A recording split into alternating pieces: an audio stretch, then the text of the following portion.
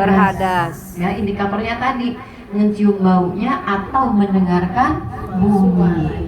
Nah, ini tanda berarti harus yakin. Gitu ya, maka suka banyak juga tuh yang nanya kok lagi sholat tahu-tahu ada yang kayak keluar gitu, lenyer gitu, ya cairan gitu. Nah, saya terbatuk, terus kemudian ada yang keluar. Nah, nanti pertanyaannya balik ke diri sendiri. Itu yakin nggak memang keluar dari kubul kita? Kalau memang yakin itu keluar, berarti kita berhadas namanya, berarti batal sholatnya, gitu ya. Tapi kalau cairan yang ngalir, misalnya di nisfi kita tidak keluar dari kubul, misalnya air bekas istinja, terus yang terperangkap misalnya, gitu ya. Ya kan modulnya begitu soalnya. Terus kemudian karena pergerakan, pergeseran, tadi nggak dikeringkan, akhirnya dia ngalir. Nah, itu berarti batal apa enggak sholatnya? Enggak, karena bukan termasuk hadas. Paham ya? Begitu juga dengan angin yang pernah kita bahas tuh. Ingat nggak istilahnya apa? Angin yang keluar dari kubul. Kuwaif. Ya, istilahnya kuwaif. Nah, kuwaif ini juga sama.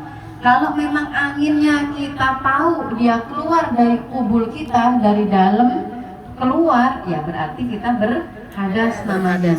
Tapi kalau kita yakin dia nggak keluar dari kubul kita, hanya udara yang terperangkap misalnya, terus karena kita bergerak dan segala macam, terus kayak ada, biasanya gimana Bu rasanya? Gimana rasanya biasanya? Biasanya gimana? Bukan blebeb-blebeb ya.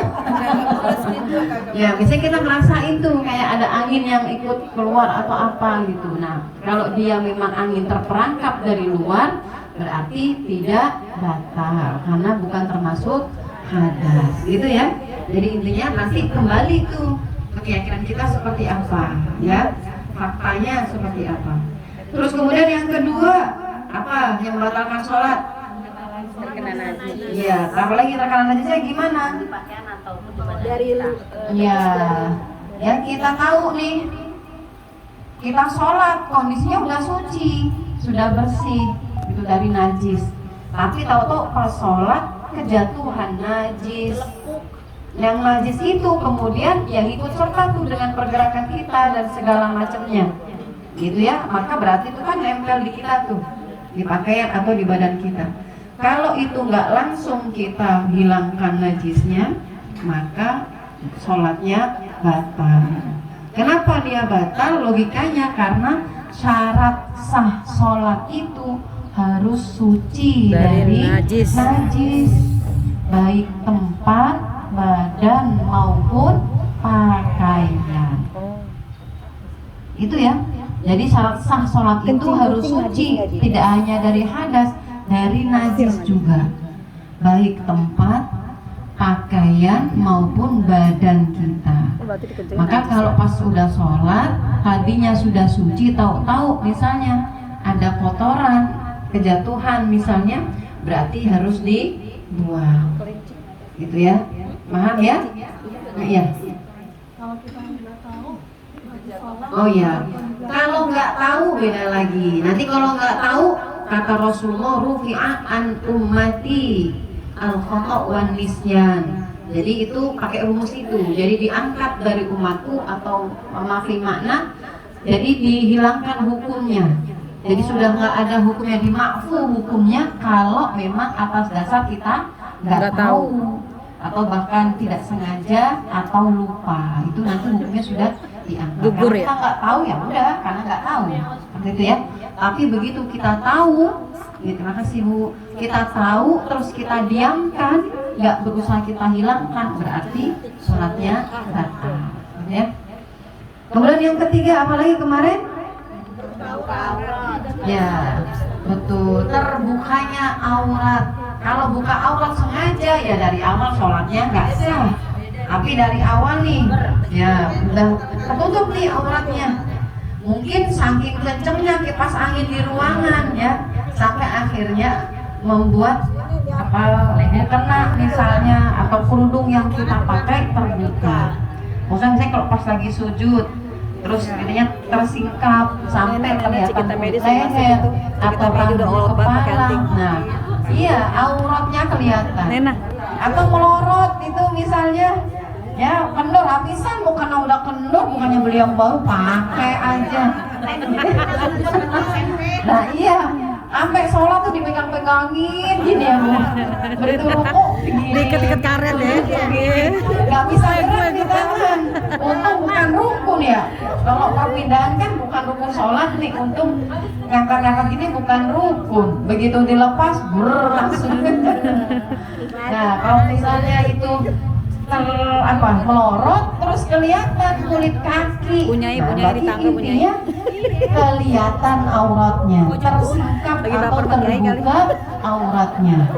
Maka apa yang dilakukan harus segera diperbaiki, ya, ditutup kembali. Karena kalau dibiarkan, nah itulah yang kemudian membatalkan sholat. Paham ya?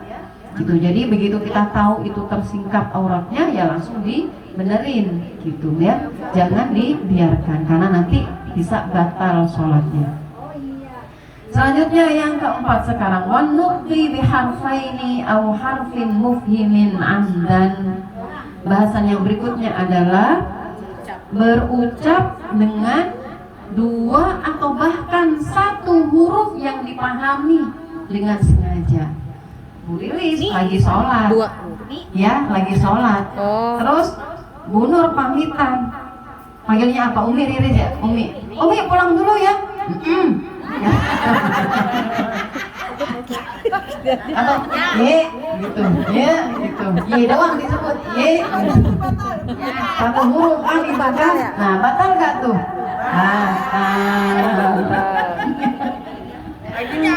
Iya itu batal ya, nggak boleh gitu ya. Ya, jadi harus hati-hati gitu ya.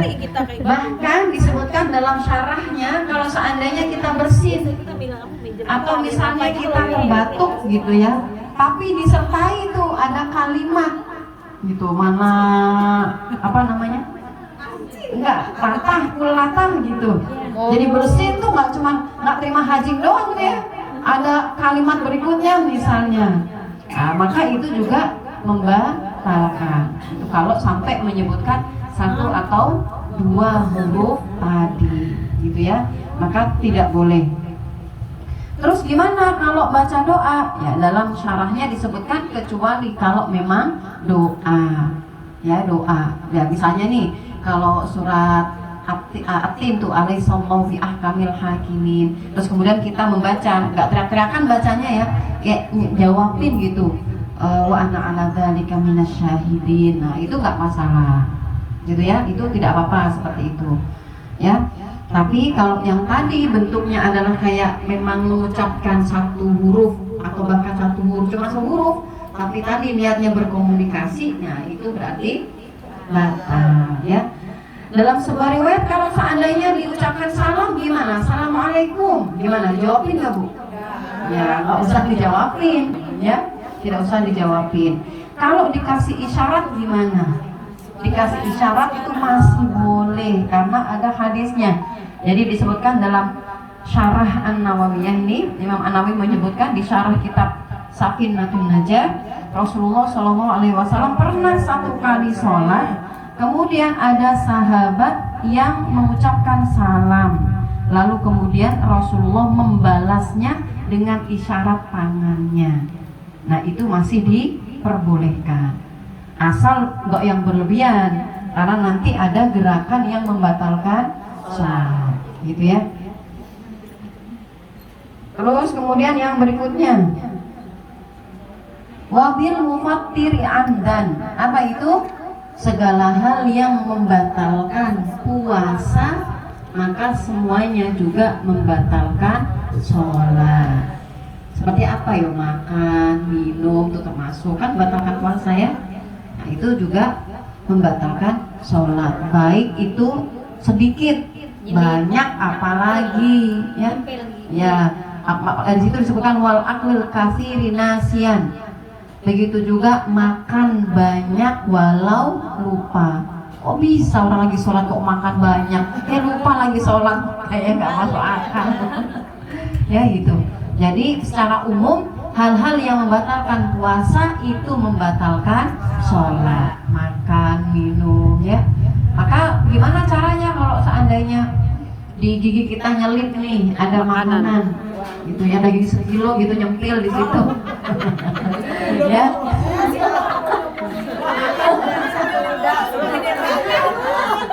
Kesulitan daging sekilo ya. Ya itu kesulitan itu berarti boleh nggak ditelan? Ya nggak boleh, dibuang ya, dibuang pelan-pelan buangnya, bukan juga berarti kencang banget mudahin cerita kena tetangganya ya, itu ya tidak boleh dimakan. Nah kalau dalam puasa disebutkan di sini kenapa makan banyak walau lupa juga membatalkan sholat, disebutkan karena kalau dalam puasa makan karena lupa kan nggak batal puasanya ya, betul kan? Nah jadi kalau puasa nih lupa nih puasa, tahu makan habis 2 piring, oh masih enak nambah lagi sepiring, puasanya diterusin apa enggak Bu? Terusin, karena nggak batal puasanya, asal lupa ya, asal lupa, bukan pura-pura lupa ya, asal lupa. Tapi kalau dalam sholat walau lupa tetap batal puasa sholatnya. Walau lupa tetap batal sholatnya kalau yang dimakan itu banyak. Nah banyaknya seberapa? Ya kali banyaknya 1 piring ya enggak lah ya gitu ya, ukuran umum lah kalau lagi sholat kok makan. Ini nggak mungkin ya gitu.